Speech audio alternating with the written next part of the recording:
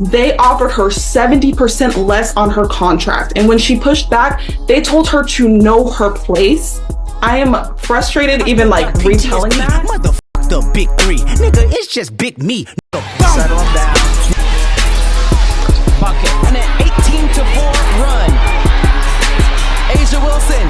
Hello. Sparks gonna try to run. Cook. Swatted out of play by A'ja Wilson. Welcome to the Dark Times channel. Before I get started, make sure you guys go ahead and hit that like button for me. And if you're not new to the channel and you enjoy the content so far on this channel, make sure you guys go ahead and hit that subscribe button for me as well. And so let's go ahead and get into it. As everybody knows, Caitlyn Clark has been the talk of the sports world lately, in large part due to her record-breaking final year with the Iowa Hawkeyes. And after securing the most points in NCAA basketball history, the legend has only grown. Now, she hasn't won anything yet on any level, and so a lot of people are confused as to why these three women were chosen by Nike to have shoe deals. And the best player in women's basketball right now, Miss Wilson, and it's not even close, two-time Wnba champion, finals MVP, two-time Wnba MVP, two-time Wnba defensive player of the year, three-time all WNBA first team, rookie of the year, former national champion, Miss Wilson. A lot of people are confused as to why she doesn't have a shoe deal with Nike. A'ja to get a shoe for as long as I can remember. There's so much demand for it. I saw a lot of people arguing that she's not marketable.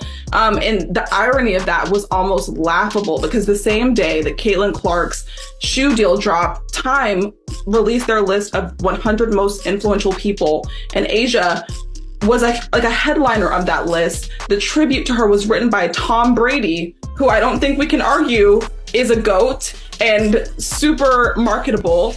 A'ja has shown consistently that she's charismatic, she's excellent, two-time MVP, defensive player of the year. She's a back-to-back champion. She won in college with South Carolina. They have a statue erected in her honor. Like, this woman could not be more marketable if she tried. And so for Nike to put her in the position where she then has to go on social media and kind of cool her fans and like urge them to be patient and almost like defend Nike, it's such a disappointment. But it's not a surprise, because Nike has done it before. They've shown how they treat their excellent Black women. I look back, obviously I'm a huge track fan.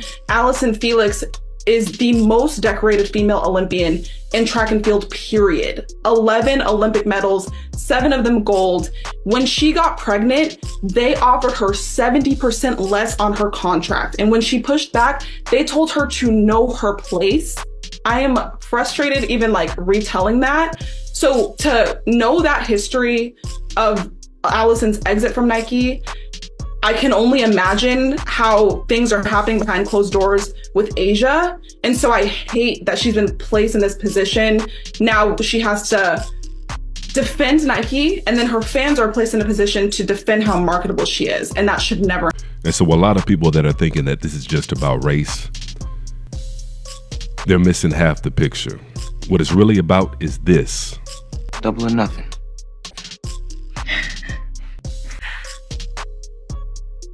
Miss Wilson is in a happy, traditional relationship with the so-called black man. That's what people are missing. That's what this is really about.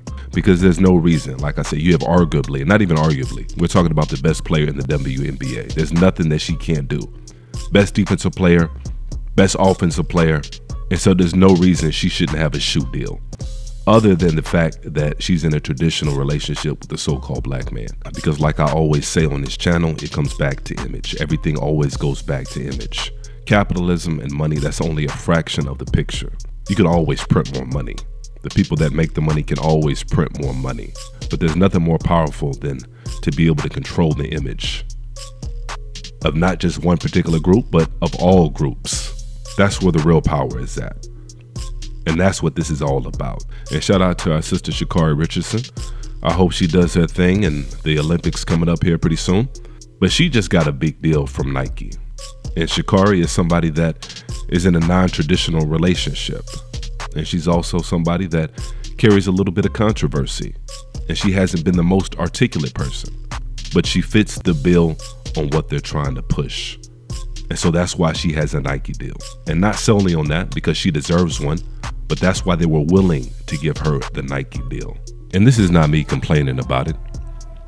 After all, if you don't own it, you've got no right to tell somebody how to run their business. This is simply me breaking it down on exactly why it is certain things happen and why it is certain people get certain deals and why certain people don't get the deals. Because there's nothing worse than somebody being confused about it. Confusion leads to delusion, and we definitely don't need any more of that within the community. And so that's all this is. It's not a complaining video for everybody in the comment section. It's not me trying to complain and saying we deserve this or we deserve that. No, you deserve what you get. But at the same time, you can help explain things as well. So that's what I was doing. But go ahead and make sure you guys chime in the comment section, and I'm going to try to be as active as I can as well. And make sure you go ahead and hit that like button before your way out. And as usual, peace and chaos.